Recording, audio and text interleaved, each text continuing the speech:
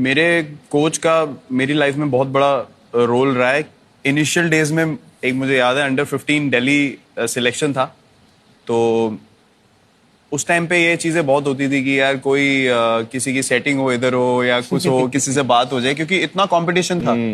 आप भी परफॉर्म कर रहे हो, कोई और भी परफॉर्म कर रहा है, तो ऐसे सर्कमस्टेंसेस थे जब मेरे फादर को ये चीज प्रेजेंट की गई कि अगर कोई और तरीका ढूंढ के इसको सिलेक्शन करवाना चाहे, तो मेरे फादर वो ठेला जो होता है वो स्ट्रीट लाइट में पढ़ाई करके वो लॉयर बने अपने आप।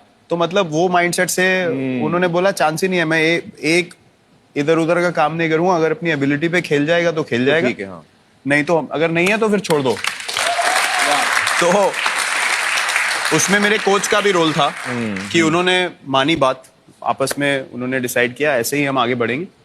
तो उनका इसलिए रोल था क्योंकि वो मुझे मोटिवेट करते थे, मेरे कोच, कि छोटे क्लब से था मैं, हमारा इतना कोई बड़ा क्लब नहीं था दिल्ली में, लेकिन अगर कोई आदमी परफॉर्म कर रहा है, कोई 100 बना रहा है तो आप 200 बनाओ, अगर कोई 150 बना रहा है तो आप 250 बनाओ रन।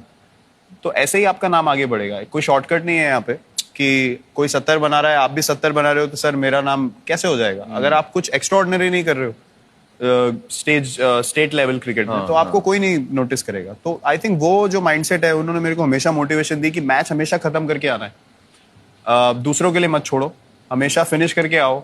आई थिंक वहीं से मेरा वो टारगेट चेज करने का जो माइंडसेट है वो बनता चला गया कि मुझे ऐसा था कि मुझे आउट ही नहीं होना है, मुझे एंड तक रहना ही रहना है लास्ट रन बनाते हुए।